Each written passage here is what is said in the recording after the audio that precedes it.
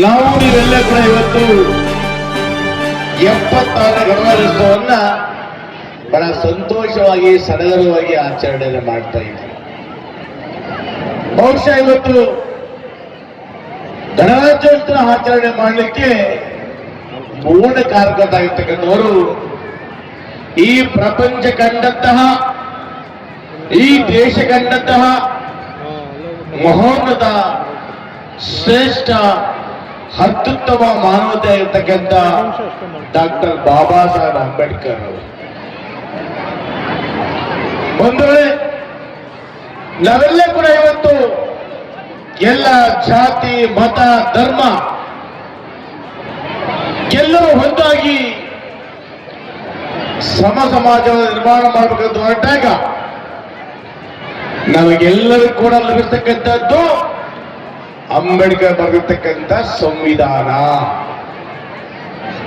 ಇವತ್ತು ನಮ್ಮ ಸಂವಿಧಾನವನ್ನ ಕೇವಲ ಭಾರತ ಅಲ್ಲ, ಪ್ರಪಂಚದೆಲ್ಲೆಡೆ ಕೂಡ ಈ ಅಂಬೇಡ್ಕರ್ ಸಂವಿಧಾನವನ್ನ ಅಂಗೀಕಾರ ಮಾಡ್ತಾರೆ ಮತ್ತು ಪ್ರಶಂಸೆ ಮಾಡ್ತಾರೆ. 1956 ಜನವರಿ 26ರಂದು ಸಂವಿಧಾನ ಜಾರಿಗೆ ಬಂದ ಗೌರವ ದಿನವಾಗಿ ನಾವು ಇವತ್ತು ಆಚರಣೆಯನ್ನ ಮಾಡ್ತೇವೆ. ಈ ಸಂವಿಧಾನ ಅಂಬೇಡ್ಕರ್ ಅವರು 2 ವರ್ಷ 11 ತಿಂಗಳು 18 ದಿವಸ ಕಷ್ಟಪಟ್ಟು ರಚನೆ ಮಾಡಿದ್ದಾರೆ. ಸ್ವಾತಂತ್ರ್ಯ, ಸಮಾನತೆ, ಭ್ರಾತೃತ್ವ, ಸೋದರತೆ ಇವೇ ನಮ್ಮ ಸಂವಿಧಾನದ ಮೂಲ ಮಂತ್ರ.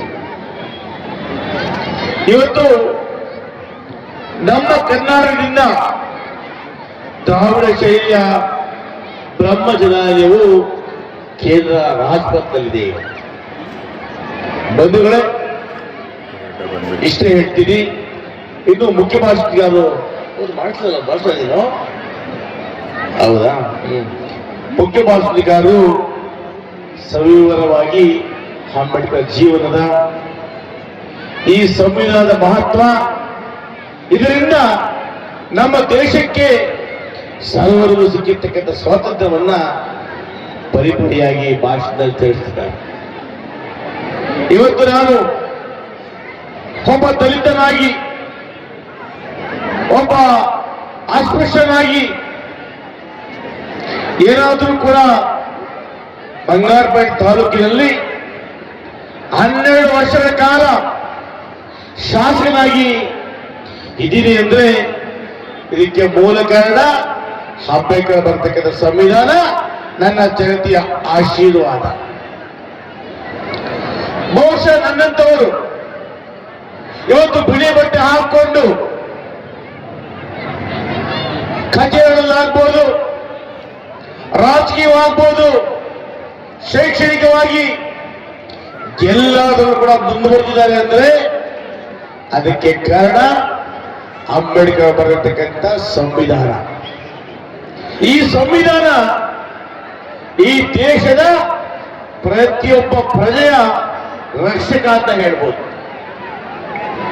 ಬಂಧುಗಳೇ, ಇವತ್ತು ಸಮಾಜದಲ್ಲಿ ಸರಿಸಮಾನವಾಗಿ ಸಮಾಜದಲ್ಲಿ ಬದುಕಲಿಕ್ಕೆ ಅವಕಾಶ ಮಾಡಿಕೊಟ್ಟಿದ ಆಶಯ ಅಂಬೇಡ್ಕರ್ ಸಂವಿಧಾನ.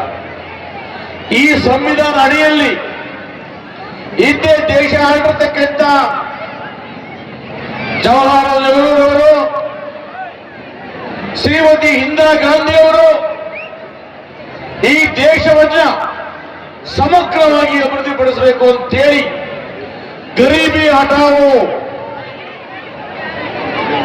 20 ಅಂಶದ ಕಾರ್ಯಕ್ರಮ, ಪ್ರತಿಯೊಬ್ಬ ಬಡವನಿಗೂ ಕೂಡ ಅನ್ನ ಸಿಗಬೇಕು ಅಂತ ಮಾಡಿದ ಕಾರ್ಯಕ್ರಮ, ಇದರೊಟ್ಟಿಗೆ ಪ್ರತಿಯೊಬ್ಬ ವಿದ್ಯಾರ್ಥಿಗಳು ಕೂಡ ಸರಿಸಮಾನರಾಗಿ ಸರ್ಕಾರಿ ಶಾಲೆಗಳಲ್ಲಿ ಕೂತು ವಿದ್ಯಾಭ್ಯಾಸ ಮಾಡ್ತಕ್ಕಂಥ ವ್ಯವಸ್ಥೆಯನ್ನ ಕಲ್ಪಿಸಿಕೊಟ್ಟಿದ್ದು ಶ್ರೀಮತಿ ಇಂದಿರಾ ಗಾಂಧಿ ಅವರು.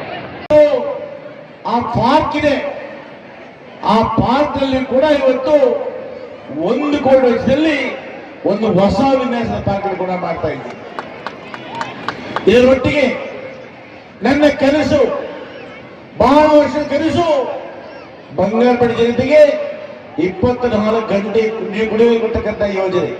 ಇದಕ್ಕೆ ಅವಿರತವಾಗಿ ನಿಮ್ಮೆಲ್ಲರ ಆಶೀರ್ವಾದದಿಂದ 10 ವರ್ಷಗಳ ಕಷ್ಟಪಟ್ಟು ಇವತ್ತು ಯರಗೋಳ್ ಡ್ಯಾಮ್ ನಿರ್ಮಾಣ ಮಾಡಿ ಆ ಮೂಲಕ ಇವತ್ತು ಬಂಗಾರಪೇಟೆ, ಕೋಲಾರ, ಮಾಲೂರಿಗೆ ಕುಡಿಯುವ ಕೊಟ್ಟಕ್ಕಂಥ ಯೋಜನೆ ಕೂಡ ಮಾಡಿಕೊಟ್ಟಿದ್ದೇನೆ.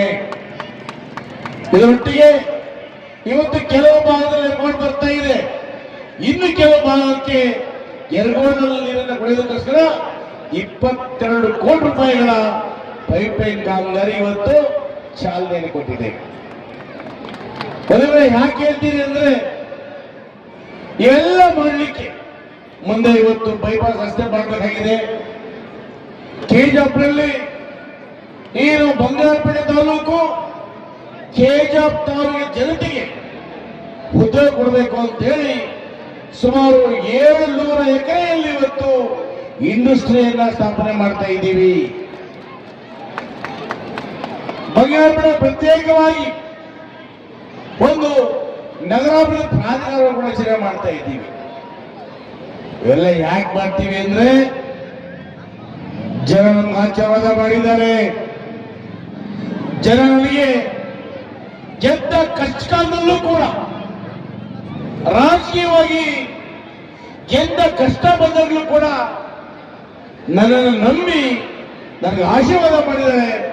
ಆ ದಿಶೆಯಲ್ಲಿ ಅವರ ಋಣವನ್ನು ತೀರಿಸುವ ಜವಾಬ್ದಾರಿ ಇವತ್ತು ನನ್ನ ಮೇಲಿದೆ. ಬಂಧುಗಳೇ, ಹೆಚ್ಚೊಂದು ಭಾಷಣ ಮಾಡೋದು ಬೇಡ. ಯಾಕಂದ್ರೆ ನಮ್ಮ ಒಂದು ಗುರಿ ಇರಬೇಕು. ಆ ಗುರು ಎರಡೂ ಸರಿ ಹೋದ್ರೆ ಮಾತ್ರ ಏನಾದರೂ ಮಾಡಲಿಕ್ಕೆ ಸಾಧ್ಯ ಆಗ್ತದೆ. ನನಗೆ ಗುರಿ ಇದೆ, ನನ್ನ ಸಿದ್ದರಾಮಣ್ಣ ಗುರು ಇದ್ದಾರೆ. ಇವೆರಡು ಇರೋದ್ರಿಂದ ಸ್ಥಳೀಯವಾಗಿ ನಮ್ಮ ಗ್ಯಾರಂಟಿ ಸಮಿತಿ ಅಧ್ಯಕ್ಷ ಆಗಿರ್ತಕ್ಕಂಥ ಪಾಸಾರ್ತಿ ಅಣ್ಣ ಶಂಸುದ್ದೀನ್ ಬಾಬುರವರು, ಅರುಣಾಚಲ ಮಣಿಯಾದಿಯಾಗಿ, ಕೆ.ಜಿ. ನಂಜಪ್ಪಾದಿಯಾಗಿ, ಇಂಥ ಎಲ್ಲ ಹಿರಿಯ ಮಾರ್ಗದರ್ಶಕಗಳು ಇದೆ. ಆ ನಿಟ್ಟಿನಲ್ಲಿ ನನ್ನ ಉದ್ದೇಶ ಒಂದೇ, ಈ ಬಂಗಾರಪೇಟೆ ತಾಲೂಕನ್ನ, ಬಂಗಾರಪೇಟೆ ಕ್ಷೇತ್ರವನ್ನ ಸಮಗ್ರ ಅಭಿವೃದ್ಧಿ ಮಾಡಿ ಎಲ್ಲ ಮೂಲಭೂತ ಸೌಕರ್ಯಗಳು, ಶೈಕ್ಷಣಿಕವಾಗಿ, ಎಲ್ಲ ರಾಜಕೀಯವಾಗಿ, ಎಲ್ಲ ಸಮುದಾಯಗಳು ಕೂಡ ಸಮಾನವಾದ ಅವಕಾಶವನ್ನು ಕೊಟ್ಟು ಎಲ್ಲ ಸಮುದಾಯದವರು ಕೂಡ ಶಾಂತಿ ನೆಮ್ಮದಿಯಿಂದ ಬದುಕುವ ವಾತಾವರಣವನ್ನ ನಿರ್ಮಾಣ ಮಾಡಿಕೊಟ್ಟು ಆ ಜನರೆಲ್ಲ ಕೂಡ ತಾಲೂಕಿನಲ್ಲಿ ನೆಮ್ಮದಿಯಾಗಿ ಬಾಳಬೇಕೆಂಬುದೇ ನನ್ನ ಆಶಯ. ನಿರ್ಭಯ ಮೀಡಿಯಾ ಚಾನೆಲ್ ವೀಕ್ಷಿಸಿ, ಸಬ್ಸ್ಕ್ರೈಬ್ ಮಾಡಿ, ಲೈಕ್ ಮಾಡಿ, ಶೇರ್ ಮಾಡಿ.